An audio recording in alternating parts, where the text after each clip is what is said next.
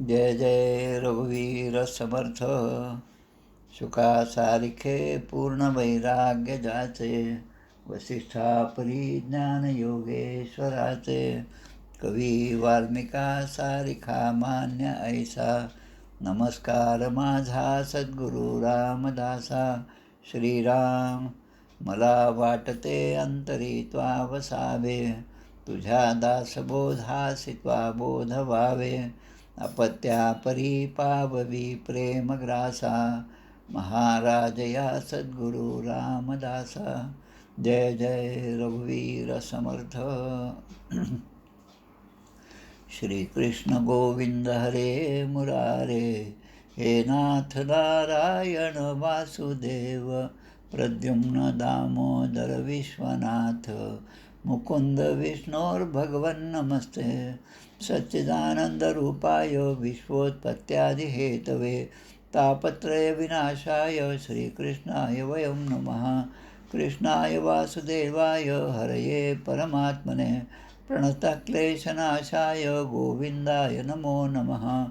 वसुदेवसुतं देवं कंसचाणूरमर्दनं, देवकी परमानन्दं कृष्णं वन्दे जगद्गुरुं.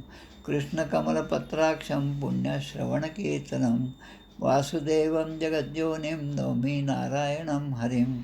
कृष्ण कृष्णेति कृष्णेति यो मां स्मरति नित्यशः, जलं भित्त्वा यथा पद्मं संसारात् उद्धराम्यहं. कृष्णाय वासुदेवाय देवकीनन्दनाय च, नन्दगोपकुमाराय गोविन्दाय नमो नमः. नमः पङ्कजनाभाय नमः पङ्कजमालिने, नमः पङ्कजनेत्राय नमस्ते पंकजांग्रे. गोपाल कृष्ण भगवान की जय. श्री भगवान वाच, ज्ञानं परमगुह्यं मे यद्विज्ञानसमन्वितं, सरहस्यं तदङ्गं च गृहाणगदितं मया. यावानहं यथा भावो यद्रूपगुणकर्मकः, तथैव तत्त्वविज्ञानमस्तु ते मदनुग्रहात्. अहमेवासमेवाग्रे नान्यद्यत्सदसत्परं, पश्चादहं यदेतच्च यो वशिष्येत सोऽस्म्यहं. ऋतेर्थं यत् प्रतीयेत् न प्रतीयेत् चात्मनि, तद्विद्यादात्मनो मायां यथा भासो यथा तमः. यथा महान्ति भूतानि भूतेषु चावचेष्वनु, प्रविष्टान्यप्रविष्टानि तथा तेषु न तेष्वहम्.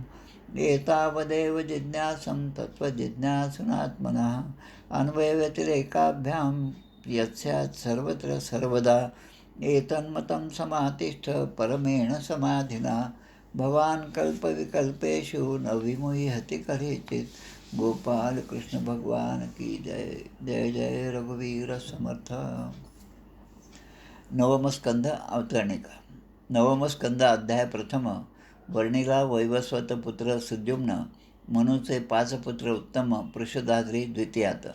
तृतीयात चवन ऋषी, विवाहित झाला सुकन्येशी. नाभाग अंबरीश कथेशी निवेदिले चतुर्थात. दुर्वासा दुःख निवृत्ती पंचमात सांगितली ती. इक्ष्वाकू मांधाता सौभरी कथा ती षष्ठात. त्रिशंकू हरिश्चंद्र कथा सप्तमी, सगरचरित्र अष्टमी, भगीरथ कथा नवमी, गंगावतरण. श्रीरामलीला दशमी एकादशी, इक्ष्वाकू वंशभेद द्वादशी, निमी वंश त्रयोदशी, चतुर्दशी चंद्रवंश. वृश्चिक जमदग्नी परशुराम. पंचदशी कथा उत्तम, षोडशी क्षत्रिय संहारण वंश विश्वामित्राचा. क्षत्रवृद्ध रजी राजवंश. सप्तदशी कथा सुरस, ययाती चरित्र अष्टादशास. 19 वैराग्य त्याचे. पुरु दुष्यंत भरत कथा, विसोत्तमी निवेदिता. भरतवंश रंतिदेव कथा 21 पांचाल कौरव मगध वंश. 22व्यात सुरस, अनोद्रयू तुर्वसु यदुवंश 23व्या माझे. विदर्भ वंश वर्णन 24व्यात केले कथन. ऐसा नवमस्कंध पूर्ण, पुढे दशम पूर्वार्थ. गोपाल कृष्ण भगवान की जय. जय जय रघुवीर समर्थ. श्रीराम जय राम जय जय. ज्येष्ठ वद्याष्टमी शक 1946. काल आपण जसं म्हणल्याप्रमाणे ज्येष्ठ वद्य सप्तमी आणि अष्टमी या 2 दिवशी अनुक्रमे जगद्गुरू तुकाराम महाराजांची पालखी देहूहून प्रस्थान करते आणि आज जे आहे ते माऊलींची पालखी आळंदीहून प्रस्थान करत असते. पंढरपूरच्या दिशेने या सगळ्या पालखी आणि त्याबरोबर हजारो वारकरी जात असतात. दिवस तसे पावसाचे असतात. पावसामुळे चालण्याचाही त्रास होतो, पण त्या कुठल्याही त्या त्रासातून सुद्धा विठ्ठलाच्या भेटीचा आनंद जो आहे तो काही वेगळा आहे. आणि प्रत्यक्ष पायी जाऊन तो आनंद घेतल्यानंतर जो एक अविस्मरणीय असा अनुभव माणसाच्या पाठीशी येतो, त्याचा एक छोटासा भाग म्हणून आम्ही तो घेतला होता. जेव्हा पायी पदयात्रा केली त्यावेळेस खूप आनंद. शेवटच्या टप्प्यात जेव्हा सज्जनगड जवळ येत होतं, साताऱ्यामधली ती बोगदा ओलांडला तरी सज्जनगड दिसलं नाही. अजून थोडेसे 2, 4, 5 पुढे किलोमीटर गेल्यानंतर मग मात्र तो गड दुरून दिसायला लागला. तसा आनंद जो आहे तो आनंद मुळामध्ये भक्ती असल्याशिवाय तो निर्माण होत नाही. इतर जे असतात, इतर म्हणजे जे भक्तीपासून दूर आहेत, मग ते कोणीही असो, बसचे ड्रायव्हर असो, रेल्वेचे ड्रायव्हर असो किंवा इतरांना घेऊन जाणारे लोक असो, ज्यांच्या मनामध्ये भक्ती नाही, त्यांना त्या ठिकाणी गेल्यानंतर आजची ड्युटी संपली, आता उद्या सकाळी पुन्हा ही बस घेऊन परत जायची, याशिवाय दुसरं काही विचार नसतो. रात्रभर आपली सोय त्या ठिकाणी होते याचा एक आनंद असतो आणि पुन्हा सकाळी उठलं की ते परत येतात. आता त्यांच्या ठिकाणी पुण्य नसतं असं नाही, पूर्वपुण्य आहेच, म्हणूनच त्यांना त्या ठिकाणी प्रवेश मिळाला किंवा त्या ठिकाणी जाण्याची संधी प्राप्त झाली. हळूहळू ती भक्ती जेव्हा दृढ होईल तेव्हा मग त्या ठिकाणी गेल्याचा आनंद त्यांना जसा मिळेल तसं हे भक्ती दृढ करण्याचं एक मोठं साधन म्हणजे आपला श्रीमद भागवत महापुराण. भक्ती दृढ करण्याचा संकल्प नारदाने घेतला होता आणि भक्ती आणि तिच्याबरोबर असणारे तिचे पुत्र ज्ञान आणि वैराग्य यांना पुन्हा पुनरुज्जीवन प्राप्त करून त्या भक्तीची स्थापना घरोघरी प्रत्येकाच्या हृदयात करण्याचा संकल्प जो नारदाने घेतला होता, त्या संकल्पाचे परिपूर्तता किंवा त्याचा अनुभव जो आहे तो आपण या प्रत्येकच अध्यायामध्ये घेत आहोत. आजचा जो अध्याय आहे हा 9व्या स्कंदामधील पंचदशोध्याय, 15वा अध्याय. काल आपण पाहिलं चंद्र आणि तारा. तारा ही तसं पाहिलं तर बृहस्पती देवांचे गुरु बृहस्पती यांची पत्नी, पण चंद्र जे आहे त्या चंद्राने त्या तारेचा स्वीकार केला आणि चंद्र आणि तारा यांच्या पोटी बुधाचा जन्म झाला. बुध हा पुत्र जन्मला आणि बुध आणि इला यांच्या पोटी जो पुत्र झाला त्याला इला पुत्र ऐल किंवा पुरुरवा, या पुरुरव्याचं आख्यान आपण काल पाहिलं. उर्वशी आणि पुरुरवा यांचं आख्यान पाहिलं. आता आपल्याला त्यानंतरचं जे चरित्र आहे ते पाहायचं आहे. या पुरुरवा आणि उर्वशी यांच्या पोटी ऐलस्य चोर उर्वशीर गर्भात षडासन्नात्मजा नृपः आयुः श्रुतायुः सत्यायुः रथोऽथ विजयो जयः. म्हणजे या दोघांच्या पोटी पुरुरवा आणि उर्वशीच्या पोटी 6 पुत्र झाले. त्यांची नावं या ठिकाणी दिली आहेत. आयु, श्रुतायु, सत्यायु, रय, विजय आणि जय असे 6 पुत्र झाले. आता त्यांचा वंश पुन्हा या ठिकाणी दिलेला आहे. श्रुतायूचा पुत्र वसुमान, सत्यायूचा पुत्र श्रुतंजय, रयाचा पुत्र एक म्हणजे एक हे सुद्धा नाव आहे आणि जयाचा पुत्र अमित. आता यामधला विजय जो आहे म्हणजे आता या दुसऱ्या श्लोकामध्ये 4 जणांच्या पुत्रांची नावं सांगितली. आता पुढच्या श्लोकामध्ये विजयाचा वंशविस्तार करून सांगितलेला आहे.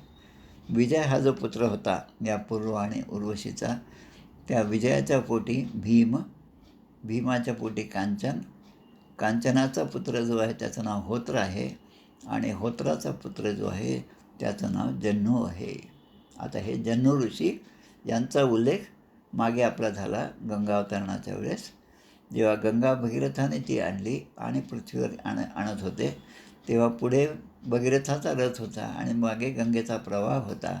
आणि या जन्नू ऋषींनी त्यामध्ये तो प्रवाह अडवला आणि ती संपूर्ण गंगेचा प्रवाह, ते पाणी जे आहे ते आपल्या पोटामध्ये ते प्राशन केलं. आणि मग जेव्हा हे मागे पाहतात भगीरथ, तेव्हा हे असं झालेलं आहे. तेव्हा त्यांनी पुन्हा भगवंताची आराधना केली आणि या जन्नूंच्या मांडीमधून पुन्हा ती गंगा प्रवाहित होऊ लागली. मग त्या प्रवाहाला जान्हवी असं नाव पडलं आहे. तेच हे जन्नू. आता या जन्नूचा वंश, जन्नूचा पुत्र होता पुरू, पुरूचा बलाक, बलाकाचा अजक, अजकाचा पुत्र कुश, अजकाचे पुत्र कुश, आणि कुशाचे पुन्हा 4 पुत्रांची नावं दिली आहेत. कुशांबू, तनय, वसु आणि कुशनाभ हे 4 पुत्र.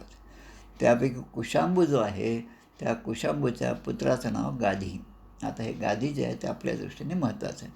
कुशनाभश्च चत्वारो गाधीर आसीत कुशांबुजः. कुशाचा पुत्र असणारा हा गाधी ऋषी हे जे आहेत ते आहेत. आता हे गाधी ऋषी कोण आहेत? गाधी ऋषींच्या पत्नीचं नाव काही या ठिकाणी दिलेलं नाही. गाधी आणि त्यांची पत्नी यांच्या पोटी जी कन्या निर्माण झाली, तिचं नाव मात्र आपल्याला सगळ्यांना माहिती आहे. ते नाव ती म्हणजे सत्यवती. सत्यवती, दुसरं नाव तिचं मत्स्यगंधा. ऋचिक ऋषीने तिला मागणी घातली. तस्य सत्यवतीं कन्या ऋचिको याचत द्विजाः. याचत म्हणजे याचना केली त्या ऋचिक ऋषींनी सत्यवतीच्या वडिलांच्याकडे, म्हणजे गादीच्याकडे, की तुमची मुलगी मला द्या म्हणून. आता तेव्हा ते सांगतात, कोण? गादी ऋषी सांगतात, ऋचिक ऋषीला सांगतात की आम्ही कुशिक आहोत, म्हणजे कुशापासून जन्म झालेले कुशिक आहोत, आमचं गोत्र ते आहे. आणि आमच्या कन्यासाठी जर तुम्हाला विवाह करायचा असेल तर आमची एक अट आहे. म्हणजे आताचं आपण जे हुंडा पद्धती पाहतो त्याच्या उलट इथं आपल्याला दिसतं की आता मुलगी आपल्याला द्यायची आहे, तर आता जावयाकडून मागणी करत आहेत. काय मागणी केली? तर आपण मला 1000 घोडे शुल्क रूपाने द्यावेत.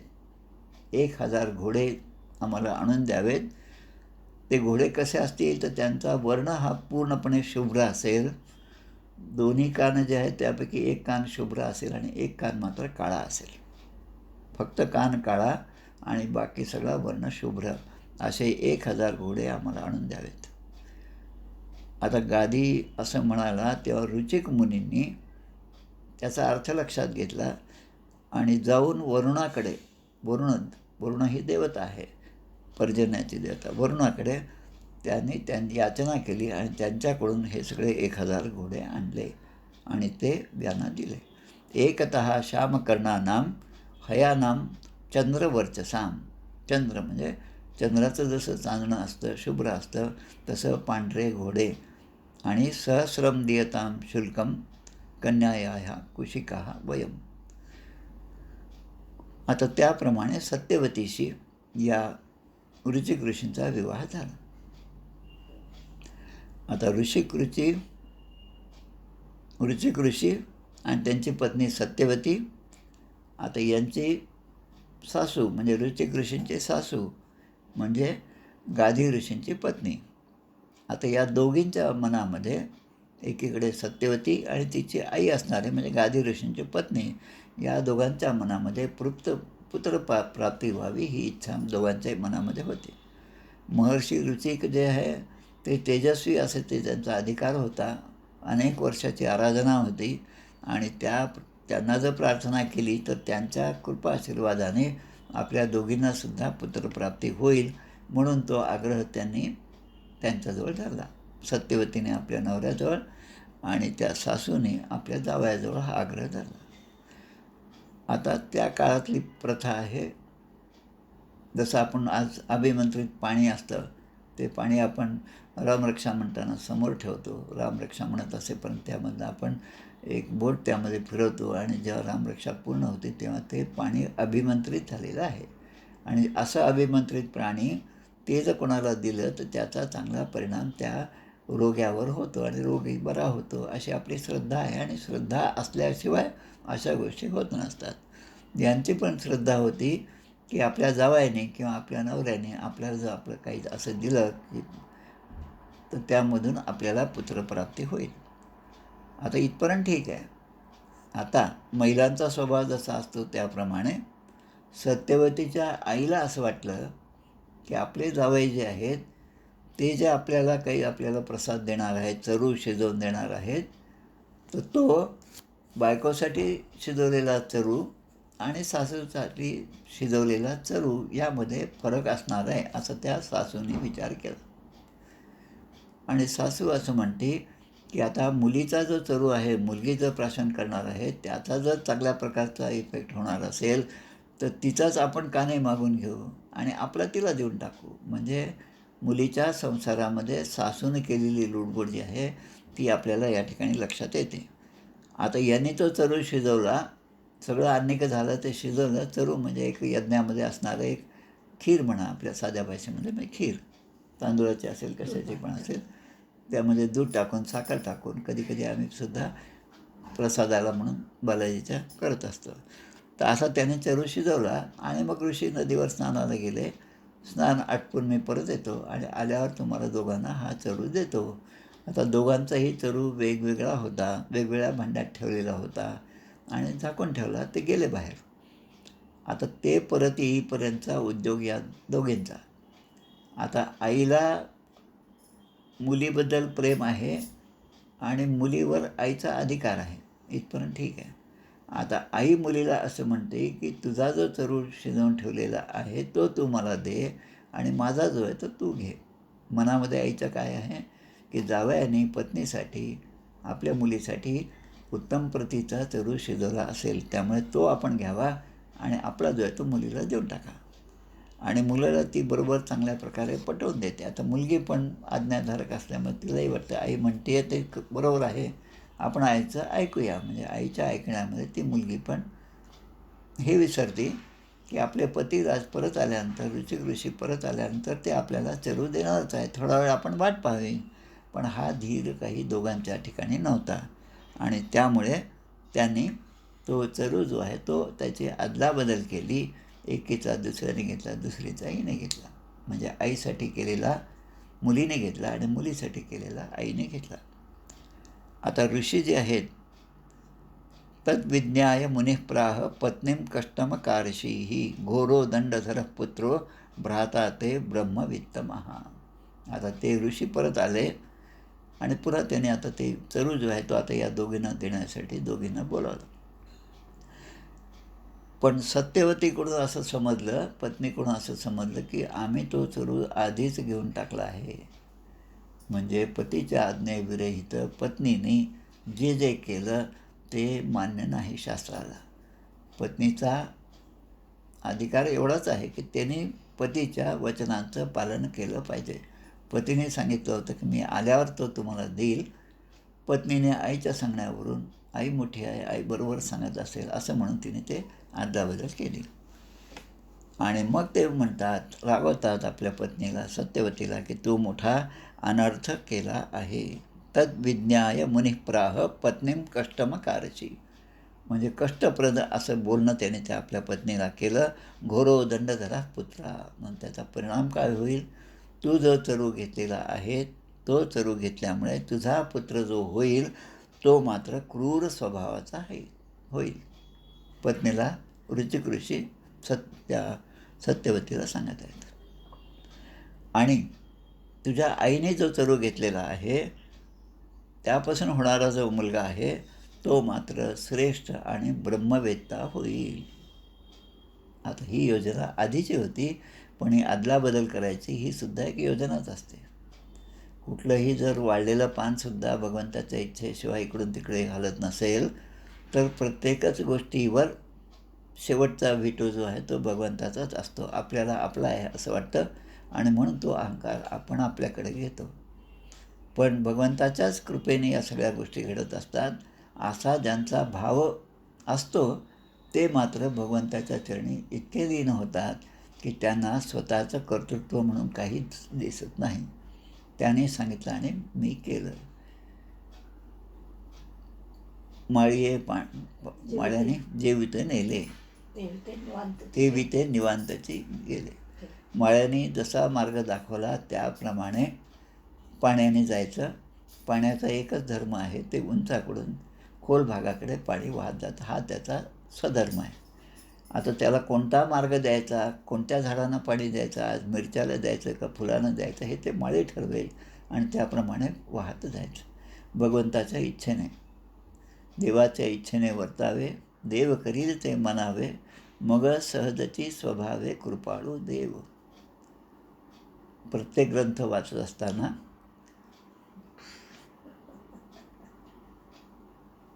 समर्थांचा उल्लेख येतोच, कारण ते दासबोधासे वाचित जावे, किंवा दासबोधी अनन्य भाव, धेनुदास डोळेंची कविता जी आहे ती, मला दासबोधीच लाभेल बोध. या एका दासबोधासारख्या ग्रंथामुळे इतक्या गोष्टीची जाण भक्ताला होईल, असा अमूल्य ठेवा त्या दासबोधामध्ये आहे, किंवा समर्थांच्या प्रत्येकच रचनेमध्ये आहे.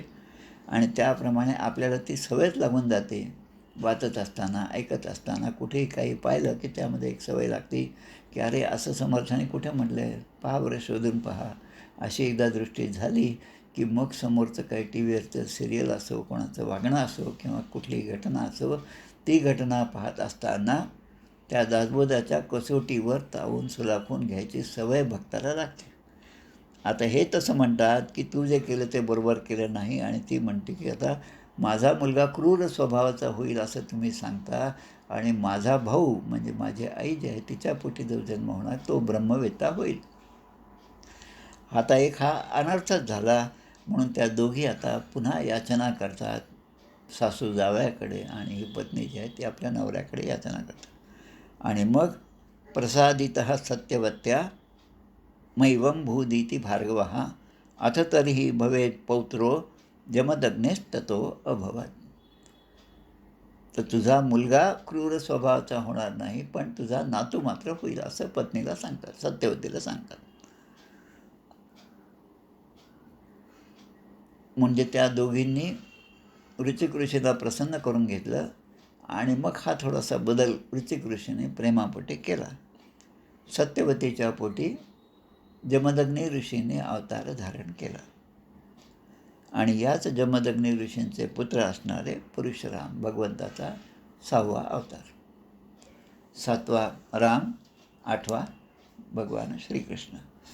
आता ही जी सत्यवती होती, ही सत्यवती पुढे सा चाभूत सुमहापुण्या कौशिकी लोकपावनी रेणोः सुतां रेणुकां वै जमदग्निर उवाह याम. कौशिकी नदी जी आहे उत्तर भारतामध्ये आहे, उत्तराखंडामधून निघालेली आहे. हिमालयातून कुमाऊ क्षेत्रामधून तिचा उगम आहे, हिमालयातून ती येते. काही भाग बिहारचा करून कोशी किंवा पाटणा या ठिकाणाहून वाहत जाऊन ती पुन्हा गंगा नदीतून समुद्राला मिळते ती नदी. पण ती नदी जी आहे ती म्हणजे ही कौशिकी आहे, म्हणजे सत्यवती आहे. कौशिकी लोकपावनी अशी नदी कौशिकीच्या रूपाने ती नदी ही सत्यवती जी आहे तिचं रूपांतर तसं. आता ही जी रेणू ऋषींची कन्या होती तिचं नाव रेणुका आहे. हा जो जमदग्नी पुत्र आहे, सत्यवतीचा पुत्र जमदग्नी, त्या जमदग्नीचा विवाह या रेणू ऋषींच्या मुलगी जी आहे ती रेणुका हिच्याशी झालेला आहे. जमदग्नी आणि रेणुका. आपल्याला लक्षात आहे की जमदग्नी हे समर्थांचं गोत्र आहे. मध्ये एकदा केव्हा तरी व्हॉट्सअपवर आलं, समर्थांचं काका गोत्र काय, मग सांगितलं जमदग्नी गोत्र आहे समर्थांचं, आणि त्याचा उल्लेख समर्थाने सुद्धा त्यांच्या चरित्रामध्ये केलेला आहे. आता जमदग्नी आणि रेणुकेच्या पोटी परशुरामांचा अवतार झाला,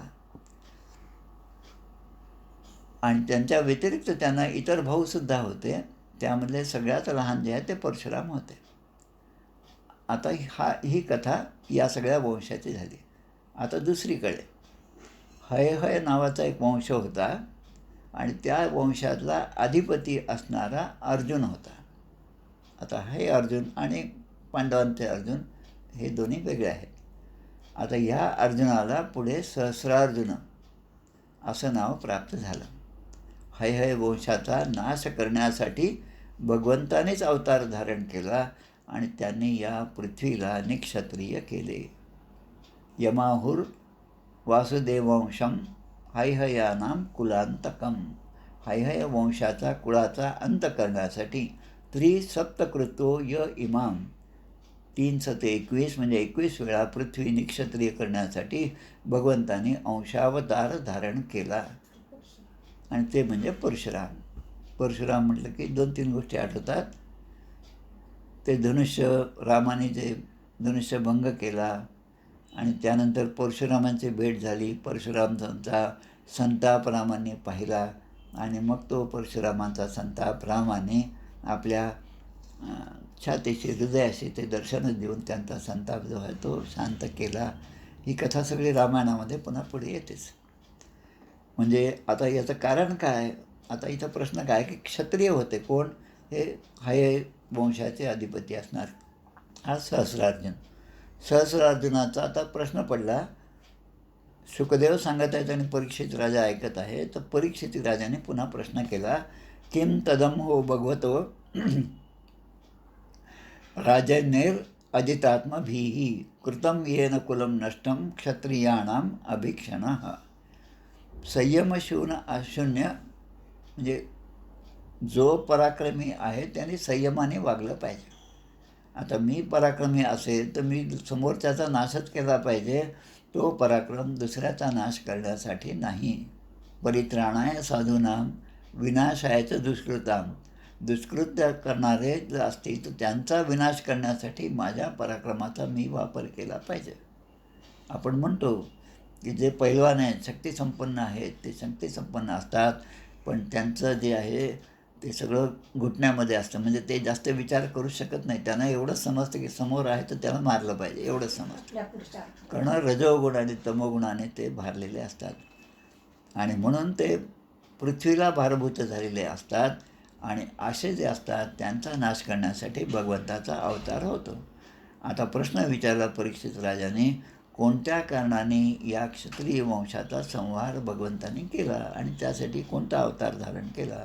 तेव्हा शुकदेव सांगू लागले, हयहयानाम अधिपतीर अर्जुनः क्षत्रिय शभः दत्तम नारायणस्यांशम आराध्य परिकर्मभिः. ह्या अर्जुनाने तो श्रेष्ठ होता, धनुर्धर होता, सगळं होतं, पण त्यांनी भगवंताची आराधना केली, सेवा शुश्रूषा केली आणि भगवान नारायणांचे अवतार असणाऱ्या अत्रि ऋषींचे पुत्र असणाऱ्या दत्तात्रयांना त्यांनी प्राप्त करून घेतलं. आता जेव्हा प्रत्यक्ष दत्तात्रय दत्त आपण म्हणतो दत्त म्हणून प्रगट झाला. म्हणजे कसं की आपण दत्त कसा अवतार आहे तो स्मर्तृगामी आहे. मनामध्ये त्यांचा विचार जरी केला तर ते समोर प्रगट होतात. अशी ख्याती त्या दत्तात्रयांची आहे. त्यांना याने प्रसन्न करून घेतलं या अर्जुनाने आणि त्यामुळे ते प्रसन्न झाल्यावर ते वर मागतात, वर देतात. काय वर दिला तर मला 1000 हात द्या आणि दुसरा वर म्हणजे माझा पराजय कोणाकडूनही होऊ नये. अतुलित बल जे आहे ते माझ्याजवळ असलं पाहिजे, खूप संपत्ती असली पाहिजे, तेजस्विता पाहिजे, वीरता पाहिजे, कीर्ती पाहिजे आणि शारीरिक बळसुद्धा पाहिजे. बाहून दशशतम लेभे म्हणजे त्यांना लाभ झाला. कसाचा? बाहून दशशतम म्हणजे 1000 हातांचा लाभ भगवान दत्तात्रयाने सहस्रार्जुनाला करून दिला. त्याचप्रमाणे अव्याहत म्हणजे खंड न पडलेलं, अखंड असं इंद्रिय, ओज, श्री, तेज, वीर्य, यश आणि बल. अव्याहतेंद्रियोजः श्री, तेजो, वीर्य, यशो, बलम हे सगळं दत्तात्रयाकडून या अर्जुनाला प्राप्त झालं. आता 1000 हात प्राप्त झाल्यामुळे सहस्रबाहू, सहस्रार्जुन असं त्यांचं नाव पडलं. आणि आता ते योगेश्वर झाले. कारण दत्तात्रय हेच मुळामध्ये योगेश्वर आहेत. आणि म्हणून ते योगेश्वर झाले आणि सगळ्या अष्टसिद्धी आहेत त्या अणिमादी सगळ्या सिद्धी त्यासुद्धा त्याला प्राप्त झाल्या. आता सिद्धी प्राप्त झाल्यामुळे सगळीकडे वायूप्रमाणे संचार स्वतः ते करू शकत होते. कोण? सहस्रबाहू. गीतेमध्ये श्लोक येतो, यथाकाशस्थितो नित्यं वायू सर्वत्र गो महान तथा सर्वाणि भूतानि मत्स्थानीम इत्युपधारय. जसा वायू सर्वत्र गो महान, प्रत्येक ठिकाणी वायू आहे, वायू नाही असं ठिकाणं नाही, तसं वायू जसा सगळीकडे असतो तसं आपल्या अणिमादी सिद्धीच्या मदतीने हे सहस्रार्जुन कुठेही कुठल्याही क्षणी बेधडकपणे त्या ठिकाणी जाऊन उपस्थित होऊ शकत होते. आमचे नाना महाराज तराणेकर इंदोरचे जे होते, त्यांच्या पोथीमध्ये मार्तंड महिमा या पोथीमध्ये त्याने एक संकल्प केला आणि त्याप्रमाणे गुरूंची प्राप्ती आपल्याला व्हावी, सद्गुरूंचा आशीर्वाद मिळावा, अनुग्रह व्हावा या इच्छेने त्यांनी एकानंतर एक श्री गुरुचरित्राच्या पारायणाला सुरुवात केली. एक पारायण झालं, दुसरं झालं, तिसरं झालं, चौथं झालं, 6 झाले, 7वं पारायण सुरू झालं. अजूनही सद्गुरूंची प्राप्ती झाली नाही. नाना महाराजांचे वडील जे आहेत ते वासुदेवानंद सरस्वतींचे अनुग्रहीत होते. पोथीमध्ये लिहिलेलं आहे, रोज ते वाचनाला बसायचे. अनुष्ठान होतं, 7 दिवसाचं अनुष्ठान 7 वेळेस केलं, म्हणजे 49 दिवस ते अनुष्ठानामध्ये राहिले. आता अजूनही दत्ताचं दर्शन नाही, अजूनही अनुग्रह नाही, अजूनही वासुदेवानंद सरस्वती समोर आले नाही. तेव्हा ते त्या पोथीमध्ये लिहिले आहे, सगळी दारं बंद होती आणि हे सगळं असतानासुद्धा समोरच्या पाटावर जिथे सद्गुरूचा पाठ म्हणून आपण ठेवला होता, रोज रांगोळी काढून ते सुशोभित करीत होतो, त्या ठिकाणी दत्तप्रभू वासुदेवानंद सरस्वती हे प्रगट झालेले आहेत. तसं दत्त प्रगट झाले आणि त्यांचा आशीर्वाद या सहस्रार्जुनाला प्राप्त झाला. पण एक लक्षात घ्या की कुठेही जेव्हा अनुष्ठान किंवा एखादं कार्य करून एखादं अनुष्ठान केल्यानंतर जी सिद्धी प्राप्त होती त्या सिद्धीचा वापर योग्य रीतीने केला तरच ती सिद्धी आपल्याला उपयोगी होणार आहे. म्हणून रिद्धी सिद्धी निधी अवघीच उपाधी जवत्या परमानंदी मन नाही. म्हणून सिद्धीला कोण विचारतं, कोण तया पुसे, असं पण एक चरण आहे. तसं या सिद्धीच्या मागे हे लागले आणि मग त्याचा परिणाम कसा झाला पहा. योगेश्वरत्वम ऐश्वर्यम गुणा यत्राणी मादयः चचारा अव्याहत गतिर्लोकेषु पवनो यथा. त्रिलोकांमध्ये जसा पवन संचार करीत असतो तसं चचार म्हणजे संचार करणे, हे सहस्रार्जुन हे सगळीकडे संचार करीत होते. एकदा गळ्यामध्ये वैजंती माळ घातली सहस्रबाहू अर्जुन आणि पुष्कळशा स्त्रिया बरोबर घेऊन नर्मदा नदीमध्ये जलविहार करीत होते. हीच गोष्ट आपल्या विष्णू पुराणामध्ये पण अशाच प्रकारे दिलेली आहे. जवळपास हे 2-3 अध्याय त्याच क्रमाने त्यामध्ये सुद्धा दिलेले आहेत आणि थोडासा फरक त्यामध्ये असू शकतो. आता यांनी काय केलं, त्या ठिकाणी विहार करीत असताना त्यांना दिसलं की नर्मदेचं पाणी जे कमी आहे, जरा जलविहार करण्यामध्ये काही मजा येत नाही आणि म्हणून यांनी आपल्या 1000 बाहूंनी ते पाणी अडवलं. ज्याला आपण आज बॅरेज म्हणतो, नदी अडवा, पाणी अडवा, पाणी जिरवा, जसा बांध बांधतो तसं त्याने ते बांधलं. आता हीच गोष्ट समर्थांच्या चरित्रातसुद्धा आपल्याला येते. रामलक्ष्मण त्या लंकेमधला पराक्रम करून जेव्हा परत आले, सीता राहिली सिरटे गाव तिथे. सिरटे नावाचं गाव आहे, त्या ठिकाणी सीतामाता थांबलेली आहे आणि राम आणि लक्ष्मण हे शंकराची पूजा करण्यासाठी त्या ठिकाणी त्यांनी महादेवाची पिंड स्थापन केली कृष्णा नदीच्या मध्ये आणि ते त्या अनुष्ठानामध्ये पूजेमध्ये बसले. आता मारुती जळामध्ये बोबाईला, जळामध्ये असणाऱ्या मारुतीला जेव्हा हे समजलं की या नदीचा प्रवाह वाढत आहे आणि रामलक्ष्मणाची पूजा चालू आहे, तेव्हा मारुतीरायांनी आपल्या दोन्ही हातांनी त्या नदीचा प्रवाह रोखला आणि त्याचा परिणाम त्याच्या भोवती त्या नदीचे 2 भाग झाले आणि त्याला बहे बोरगाव हे नाव प्राप्त झालं. याची सुद्धा आठवण या ठिकाणी मुद्दाम येते. असा पराक्रम या ठिकाणी सहस्रबाहू अर्जुन हा जो आहे, सहस्रार्जुन आहे, तो करत होता. आता त्याचा परिणाम काय झाला, पाणी आणलं की त्याला काय म्हणतो आपण, बॅक वॉटर्स म्हणतो. आज आपण त्या संभाजीनगरच्या पुढे गेलो, नगरकडे जाताना की मध्ये ज्या ठिकाणी ती नदी लागते त्या ठिकाणी त्या गोदावरीचं बॅकवॉटर्स, जे धरण पैठणला आहे त्याचं बॅकवॉटर्स, म्हणजे इकडे पाणी सगळं साठत साठत मोठा पूर आल्यासारखी परिस्थिती मागच्या गावांना प्राप्त होती. तसं या ठिकाणी झालं. योगावेगाने त्याच वेळेस रावण जे आहे, रावण त्या ठिकाणी आलेले होते आणि त्या नदीच्या काठी रावणाचं पण अनुष्ठान सुरू होतं भगवान शंकरांना प्रसन्न करण्यासाठी. आता नदीचा प्रवाह उलट येत आहे आणि पाणी वाढत आहे, त्यामुळे रावण ज्या शिबिरामध्ये राहिलेले होते त्या शिबिरसुद्धा आता पाण्यामध्ये बुडण्याचा वेळ आली. जेव्हा रावणाने हे अर्जुनाची कळ काढली तेव्हा त्याने स्त्रियांसहित त्याला पकडले. आता रावणाने त्या ठिकाणी त्याने त्याचा सहस्रार्जुनाचा पराक्रम रावण जाणून नव्हता आणि म्हणून रावण त्या ठिकाणी गेला आणि त्याच्याशी युद्ध करण्याच्या भाषेमध्ये रावण बोलू लागला. पण जसं एखाद्या माकडाला पकडून एखाद्या पिंजऱ्यामध्ये अडकावं तसं यांनी आपल्या त्या सगळ्या स्त्रियांच्या देखतच त्या रावणाला, एवढा मोठा लंकाधीश जो आहे, त्याला बंदिस्त केलं आणि माहिष्मती नगरी, ज्याला आज महेश्वर असं म्हणतो, मध्य प्रदेशमधलं खूप मोठं ठिकाण आहे, अहिल्यादेवींचा त्या ठिकाणी निवास होता, खूप छान मोठा महाल आहे, त्या ठिकाणी वानरासारखे नेऊन कैद केले. आणि नंतर आता हे रावण कैद झाला ही गोष्ट लंकेमध्ये समजली तेव्हा रावणाचे आजोबा म्हणजे पुलत्स्य ऋषी जे आहेत त्यांनी येऊन सहस्रार्जुनाची त्याला विनंती केली आणि त्यांच्या विनंतीवरून, म्हणजे कारण रावण त्यांचे वडील विश्रवाचे वडील पुलत्स्य, आणि पुलत्स्य, पुलह, कृतू, वसिष्ठ हे सगळे ब्रह्मदेवाचे मानसपुत्र,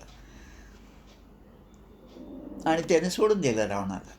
म्हणजे आता रावणाच्या ठिकाणी अहंकार जो आहे तो अहंकाराचा नाश या सहस्रार्जुनामुळे झाला, इथपर्यंत आपल्याला ठरलं. आता सहस्रार्जुनाच्या ठिकाणचा नाश जो अहंकार जो आहे त्याचा नाश कसा होतो हे आता पुढे दाखवतात आपल्याला.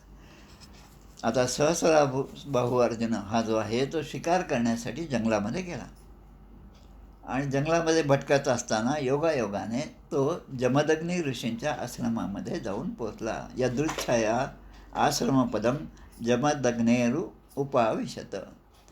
आश्रमामध्ये गेला, जमदग्नी ऋषी त्या ठिकाणी बसलेले आहेत, त्याने पाहिलं. तस्मै स नरदेवाय मुनिर अहर्णम आहरत ससैन्यामात्यवाहाय हविष्मत्या तपोधनः.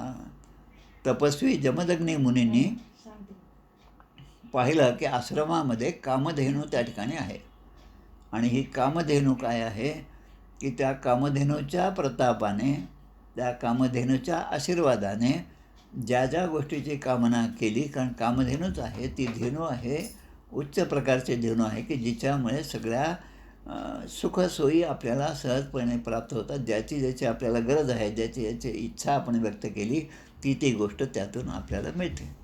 तर सेना असो, मंत्री असो, इतर वाहनं आहेत, हे सगळं त्या राजाबरोबर जेवढं आलं होतं त्या सगळ्यांचं आतिथ्य याने खूप चांगल्या प्रकारे केलं. आता पुन्हा या ठिकाणी आलं, पुन्हा समर्थांच्या चरित्राकडे वळतो 1-2 मिनटासाठी. शिवाजी महाराजांचा मुक्काम बीड जिल्ह्यामधल्या राक्षस भवन या ठिकाणी होता. युद्धावरच होते ते, अनेक सैनिक त्यांच्याबरोबर होते. रात्रीच्या झोपेमध्ये त्यांना दृष्टांत झाला की इथून जवळच समर्थांचे मोठे भाऊ जे आहेत आमचे श्रेष्ठ गंगाधर स्वामी जांभेला राहतात, त्यामुळे त्यांचा दृष्टांत झाला श्रेष्ठ गंगाधर स्वामींचा, आणि झाल्याबरोबर सकाळी उठल्याबरोबर महाराजांनी आज्ञा केली की आपल्याला जांभेला जायचं. आता एवढं सैन्य घेऊन जांभेला जाणं बरोबर नाही, म्हणून काही अंतरावर जाऊन ते सैन्य एका ठिकाणी ठेवलं आणि काही मोजके सैन्य घेऊन ते त्या ठिकाणी जांभेमधल्या समर्थांच्या घरी गेले. श्रेष्ठ गंगाधर स्वामी त्या ठिकाणी आहेत. आता त्यांना सुद्धा असा दृष्टांत झाला, प्रत्यक्ष शिवाजी महाराज तुझ्याकडे येणार आहेत, आणि ज्यांचं रूप त्यांनी स्वप्नामध्ये पाहिलं होतं आणि ते प्रत्यक्ष दारी आलेले आहेत, त्यांचं त्यांनी स्वागत केलं. आणि त्यांच्याबरोबर दृष्टांत जसा झाला तसा त्यांच्याबरोबर हजारो सैन्य असेल, पण फक्त 1-2 घोड्यांना पुरेल एवढीच शिधा एवढा चारा त्यांच्याबरोबर तो पाठवून दे, सगळ्यांचे पोटं भरतील. शिवाजी महाराजांनी त्या ठिकाणी प्रसाद ग्रहण केला आणि त्यांच्या सगळ्या सैन्याचं क्षुधा निवारण झालेलं आहे. तसं या ठिकाणी या जमदग्नीच्या आश्रमातल्या त्या कामधेनूमुळे या सगळ्या सैन्याचं जे आहे ते भूक तहान जे आहे ती सगळी भागली. आता हे एवढं मोठं आतिथ्य याने कसं केलं असं त्याने विचार केला आणि म्हणून जमदग्नी मुनीचे ऐश्वर्य जे आहे ते त्याच्या लक्षात आलं आणि आता त्यांनी विचार केला. आता जो अविचारी आहे, ज्याला एवढी सगळी सिद्धी प्राप्त झाली, त्याच्या ठिकाणी हा अविचार येणं संभव आहे आणि म्हणून अनुष्ठान करणं, सिद्धी प्राप्त करणं आणि ती प्राप्त करून हे एखाद्या साध्या माणसाप्रमाणे राहणं हे श्रेष्ठत्वाचं उदाहरण आहे. पण त्याचा गर्व केला की मात्र ते गर्वाचं हरण होतं. आता ही कामधेनू आहे तीच आपण पळवायची असं त्याने विचार केला आणि उर्मटपणाने त्या मुनींची कामधेनू बळजबरीने नेण्यासाठी सैनिकांना आज्ञा केली. हविर्धानीम मृषेत अर्पान नरान हर्तुम अचोदयत तेच माहिष्मतीम निन्युः सवत्साम कृंदंती बलात्. सेवकांनी त्या हंबरणाऱ्या कामधेनूचं पण ऐकलं नाही आणि तिच्या वासरासह तिला ते सेवक घेऊन गेले. या सहस्रार्जुनाचे सेवक जे होते ते घेऊन गेले. आता सहस्रार्जुन तिला घेऊन गेला, माहिष्मती नगरीमध्ये तो घेऊन गेला. आता जो उल्लेख केला तो, आता सहस्रार्जुन तिथून निघून गेला आहे आणि त्यानंतर काही वेळातच परशुराम जे आहेत म्हणजे या जमदग्नी ऋषींचे पुत्र सगळ्यात लहान असणारे परशुराम त्या ठिकाणी आले आणि त्यांना ही सगळी हकीकत समजली. आता एखाद्या सापाच्या शेपटीवर पाय पडल्यानंतर सापाला जसा संताप येतो तसा संताप या परशुरामांच्या ठिकाणी आलेला आहे. ऋचिक ऋषींनी जेव्हा चरू शिजवला तेव्हा त्याने आधीच सांगितलं होतं की मी आल्यावर तुम्हाला चरू देईल, पण या दोघींनी म्हणून त्यामध्ये घोळ केला आणि त्यामुळे आता ते पत्नीला म्हणतात की तुझ्या पोटी असा म्हणजे क्रोधी असा पुत्र होईल आणि मग क्षमायाचना केल्यामुळे तो नाही तुझा नातू तसा होईल आणि मग हे परशुराम आहे. आता आपला भयंकर परशु घोरमादाय परशुम सतूणम चर्मकार्मुकम अंधावत दुर्धैर्षो मृगेंद्र इव युतपम. बाणाचा भाता ढाल धनुष्य घेऊन कोणालाही न जुमानणारा, जसा सिंह हत्तींचा राजा म्हणजे वाघाच्या मागे, सिंह हत्तींच्या मागे जसा लागतो त्याप्रमाणे हे परशुराम जे आहेत ते आता धावायला लागले. तोपर्यंत अर्जुन हा आपल्या माहिष्मती नगरीपर्यंत जाऊन पोचलेला होता आणि तोपर्यंत त्याच्यासुद्धा ही बातमी लागली की परशुराम स्वतः सगळं शस्त्र घेऊन आता आपल्या मागे धावत येत आहेत असं त्याने पाहिलं. धनुर्धरम बाण परश्वम युधम. आता हातात धनुष्य बाण आणि परशु घेतलेला परशुराम येत आहे, त्यामुळे त्याला आता घाबरायला झालं आणि त्यांना पाहताच, परशुरामाला पाहताच या सहस्रार्जुनाने सुद्धा हजार हात आहेत ना त्यांना, गदा खड्ग बाण वृष्टी तोफा शक्ती ह्या सगळ्या आयुध जे आहेत त्या आयुध घेऊन आपले हत्ती घोडे रथ पायदळ यांना सज्ज केलं आणि 17 अक्षौहिणी सैन्य हे त्या परशुरामांवर पाठवलं. आता महाभारतातसुद्धा 18 अक्षौहिणीचा हिशेब दिला आहे. 11 इकडे कौरवांकडे, 7 इकडे पांडवांच्याकडे. 17 अक्षौहिणी एवढं सैन्य जे आहे ते पाठवलं. आता परशुरामांना त्यांचा पराक्रमच एवढा आहे आणि हातात काय तर फक्त एक परशु आहे, त्याच्याने त्यांनी त्या सगळी फौज जी आहे ती नष्ट करून टाकली, शत्रूचा निपात केला. यतो सौ प्रहरत परश्वधो मनोनी लौजाहा परचक्र सूदनहा. शत्रूचा सैन्याचा निपात करीत ते पुढे पुढे जात होते आणि सगळ्या जे शत्रू होते त्यांचे वाहनांसह वीरांचे हात पाय मांड्या खांदे तुटून सगळीकडे पडले आणि सगळीकडे रक्त सांडलेलं आहे अशी अवस्था त्या ठिकाणी त्या सैन्याची झाली. आता या सहस्रार्जुनाला ही जेव्हा बातमी समजली तेव्हा त्यानेसुद्धा पुढे येण्याचा, तो सुद्धा आता तेवढ्याच द्वेषाने पुढे आलेला आहे. दृष्ट्वा स्वसैन्यम हृदिरोग कर्दमे म्हणजे त्या रक्ताच्या थारोळ्याकडे पाहून रणाजिरे रामकुठार सायकैही.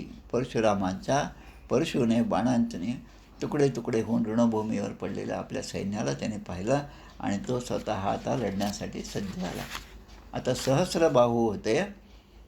आता सहस्रबाहूंनी किती बाण सोडले पाहिजेत? कारण एक बाण सोडण्यासाठी धनुष्य एका हाताने पकडलं आणि दुसऱ्या हाताने बाण तो नेम धरत आहे. म्हणजे 2 हात, एक धनुष्य आणि एक बाण हा हिशोब झाला. त्यामुळे सहस्रार्जुनाच्या ठिकाणी 1000 बाहूंनी त्यांनी 500 बाण एकाच वेळेस परशुरामांवर सोडले. अथा अर्जुन पंचशतेषु बाहुभिः धनुर्षुबाणान् युगपत्स सन्नधे. पण आता परशुराम तिकडे आहे की परशुरामाने आपल्या परशुने आणि धनुष्याने एकच बाण सोडला आणि त्या बाणाने हे सगळे बाण जे होते 500 हे सगळे निष्प्रभ केले. आता अर्जुनाच्या ठिकाणी दुसरं काही राहिलं नाही म्हणून त्याने त्या ठिकाणी असणारा पहाड म्हणजे टेकडी, डोंगर हे जे आहे ते आणि सगळे झाडं जे मोठमोठी होती ती उपटून युद्धभूमीवर परशुरामांमुळे तो आता टाकणार अशा अवस्थेत तो होता. भुजान कुठारेण कठोर नेमिना चिच्छेद राम प्रसभम तहेरिव. एखाद्या परशुने अत्यंत वेगाने सापासारखे ते त्याच्यावर तुटून पडले परशुराम.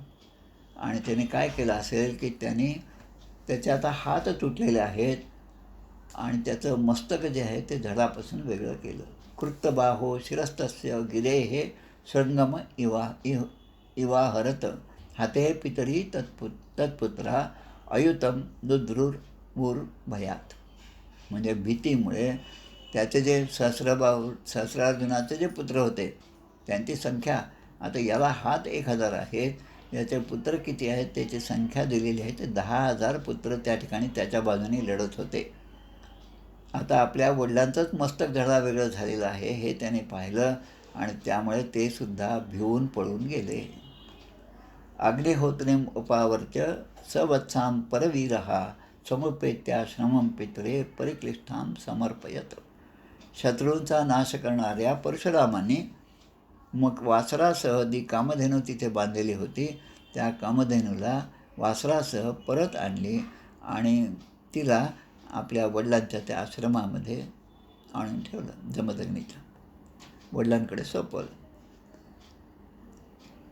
आणि माहिष्मती नगरीमध्ये जो आपण पराक्रम केला त्या सगळ्या 17 अक्षौहिणी सैन्याला कसं मारलं काय नाही हा सगळा वृत्तांत त्याने आपल्या वडिलांना निवेदन केला.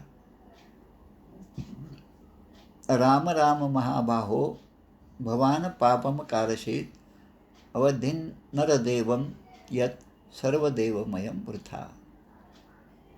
आता वडिलांनी हे सगळं ऐकून घेतलं आणि वडील असं म्हणतात, महावीरा परशुरामा, तू वीर आहेस हे ठीक आहे, तुझ्या ठिकाणी शक्ती आहे हे ठीक आहे, भगवंताचा अवतारच तू आहेस हे पण ठीक आहे, पण तू जे केलेले कृत्य आहे ते कृत्य कुठल्याही योद्ध्याला शोभेल असं नाही. तू मोठं पापच केलेलं आहेस. कारण सर्व देवमय राजा याचा तू विनाकारण वध केला आहेस. कारण काय गीतेमध्ये दिलेलं आहे, उच्चैश्रवम अश्वानाम विद्धिमामृतोद्भवम ऐरावतम गजेंद्राणाम नराणांच नराधिपम. गजेंद्रामध्ये ऐरावत हा जो इंद्राचा हाती आहे तो श्रेष्ठ आहे, ती माझी विभूती आहे. आणि अश्व जे आहे त्याच्यामध्ये उच्चैश्रवा हा जो घोडा आहे ती म्हणजे भगवंताची विभूती असं भगवंत म्हणतात. आणि नराणांचं नराधिपम, राजा जी आहे ती भगवंताची विभूती आहे. आणि त्या राजाचा तू वध केला आहेस, ते फार मोठं पाप तू केलं आहे, ते विनाकारण तू केलंस. अरे तो राजा होता म्हणून आपला आश्रम आज चालत आहे. या प्रत्येक आश्रम संस्कृती जी आहे ती त्या राजाच्या आश्रयामुळे ती टिकून राहिली. मध्यंतरीच्या काळात मुघलांच्या आक्रमणाने ही सगळी संस्कृती नष्ट झाली. आता जेव्हा पुन्हा एकदा नष्ट झालेल्या नालंदा विद्यापीठ पुन्हा नव्याने बांधण्यात आलं, त्यामुळे आता थोडीफार खात्री आहे की पुन्हा पूर्ववैभव आपल्याला प्राप्त होईल. या ठिकाणी ते म्हणतात, जमदग्नी म्हणतात, पुत्रा वयम ही ब्राह्मणास्तात. आपण ब्राह्मण आहोत. वयम म्हणजे आपण, अहम आवाम आणि वयम. आपण ब्राह्मण आहोत आणि क्षमया अर्हणां गता. क्षमा हे आपलं भूषण आहे. क्षमाशीलस्य भूषणम. क्षमेमुळेच ब्राह्मणाच्या ठिकाणी तेजासारख्या सूर्याची प्रभा निर्माण होते. ती क्षमा तू सोडलीस आणि क्षमेमुळेच ब्राह्मण हे पूजनीय आहेत. आणि भगवंत त्या क्षमेच्या एका त्या गुणामुळेच आपल्या भक्तावर प्रसन्न होतात. क्षमया रोचते लक्ष्मीर ब्राह्मी सौरी यथा प्रभा क्षमेनामाशु भगवान्स तुष्यते हरिर ईश्वर. क्षमेमुळे तुष्यते हरिर ईश्वर.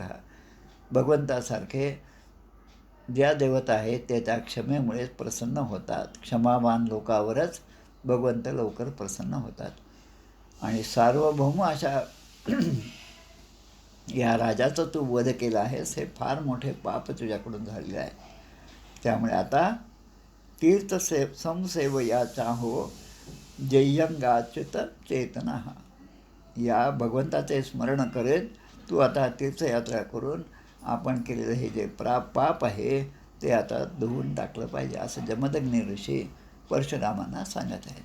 असं म्हणत या ठिकाणी हा अध्याय पूर्ण होत आहे.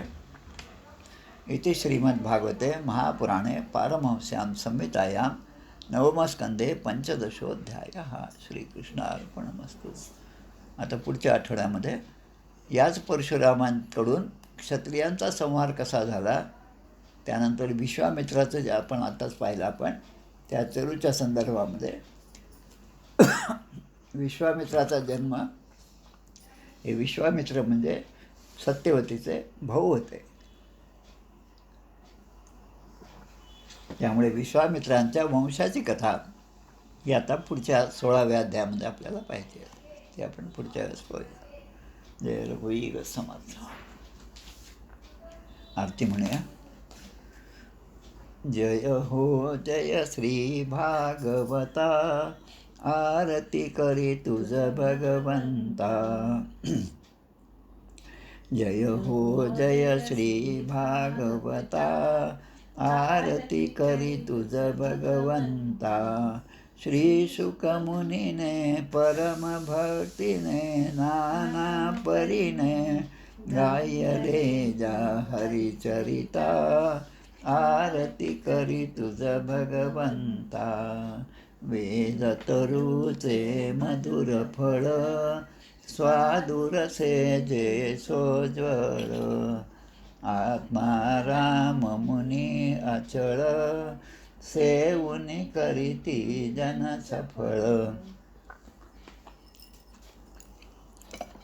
महापर्वणी आली अवनी, ती अगहरिणी भवजलतरिणी ती पतिता. आरती करी तुझ भगवंता. येथे व्यासाची वाणी, सार्थक हरिगुण गावोनी. शास्त्र पुराणी मुकुटमणी, परम प्रेमामृत जननी. सहज सेविता भाविक भक्ता, उदारदाता मोक्ष तत्वता देहाता. आरती करी तुझ भगवंता. गमते जणु मानस तीर्थ, द्वादश सोपाने युक्त. निर्मल भक्ती जले भरित, विहरे हरिहंस चितेथ. श्लोक सुकुमले संत अलिकुले, सेवुनि रमले भान विसरले रसपीता. आरती करी तुझ भगवंता. अपार महिमा ग्रंथाचा, वदवे ना कोणासाचा. मेवा कविवर संताचा, प्राणची कीर्तनकारांचा. जणू बोधाचा स्वयंप्रभेचा, द्वादश कळीचा रवी अंतरीचा तमहरता आरती करी तुझ भगवंता ग्रंथ नवे हा श्रीकृष्ण गीते वेधी मन पूर्ण अनन्य होता या शरण कथित टळे जन्म मरण त्रितापदाती चिरये शांती नाथ हि वदती रामपदी ठेवी माथा आरती करी तुझ भगवंता जय हो जय श्री भागवता आरती करी तुझ भगवंता गोपाल कृष्ण भगवान की जय जय जय रघुवीर समर्थ श्री राम जय